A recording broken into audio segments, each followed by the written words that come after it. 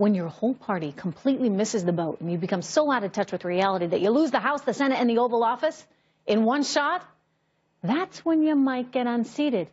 And it has nothing to do with being a woman. Look, it's the same in corporate America, right? If you're a CEO and your stock price tanks because you have a bad quarter or two, male or female, your job will be in jeopardy, as it should be. But to call it sexism? I mean, isn't this the kind of nonsense?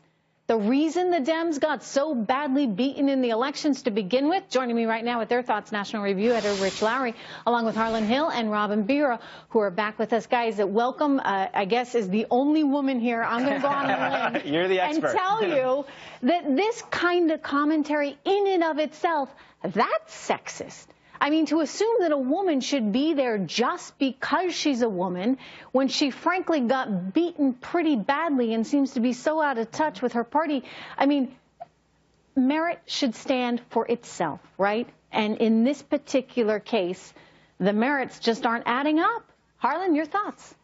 Well, this smacks of some elitism, too, because they mentioned backbencher. And they're basically saying that if you're an insubordinate Democrat that's looking to shake things up and put the Democratic Party on a path, stay home, sit down, and shut up. That's what they're telling them. That's what I was told, and that's what they're telling Tim Ryan, who's a good, moderate Democrat, who would actually probably do the Democrats a lot of favor. And they did the exact same thing to Bernie Sanders during the Democratic primary and his supporters by accusing them of sexism by not giving up after they thought that she had an insurmountable lead. I remember it's like a go-to excuse, right? It's a go-to attack, Rich Lowry. Of course. But the Democrats, I mean, wouldn't they be well served to start thinking about how their path forward is actually going to start to come about? Yeah, well, they just can't give up the reflex towards identity politics and grievance politics. And what they need is something like what Bill Clinton did in 1992. He had a lot of appeal to what was then wasn't yet called the Coalition of the Ascendant, but is what Obama called it.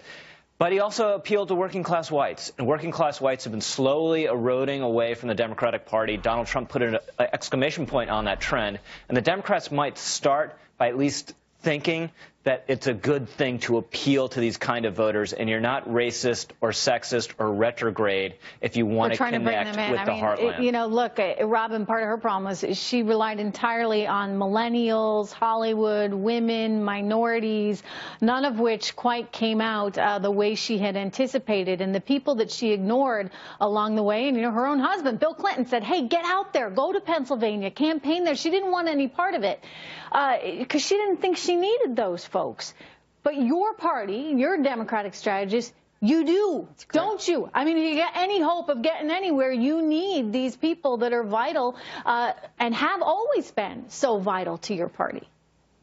Most definitely. And we learned a lot of lessons here. And, you know, as far as this conversation about this being sexist, I allege that competition is what makes America great. If he thinks that he's got better ideas and can move this party forward and give Americans what they want, which is what we need. Yeah. Hey, maybe you learned your lesson, but I think Harlan begs to differ. He doesn't think the Democratic Party has learned its lesson at all. Otherwise, they perhaps wouldn't be trying to keep propping up the rich millionaires from, you know, the Bay Area in California.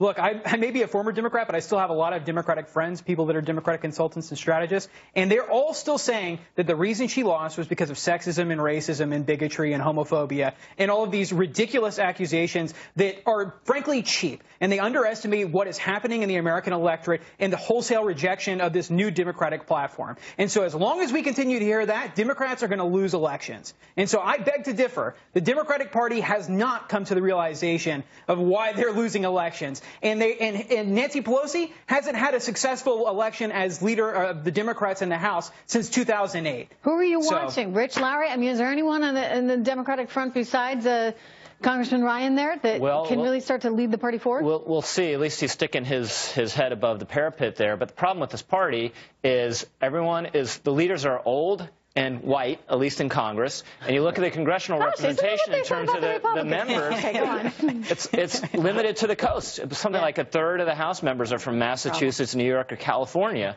So you want to break out of that mold because it's just very limited. Absolutely, yeah. No, it's a big, big country out there. You should get to know it. Rich, Harlan, Robin, thank you so much. Thank you. All right, everyone. Audits of Obamacare spending by the states are finding that New York State used inflated population figures to get more than $150 million in federal spending that New York State should not have received. New York is just the latest in a long list of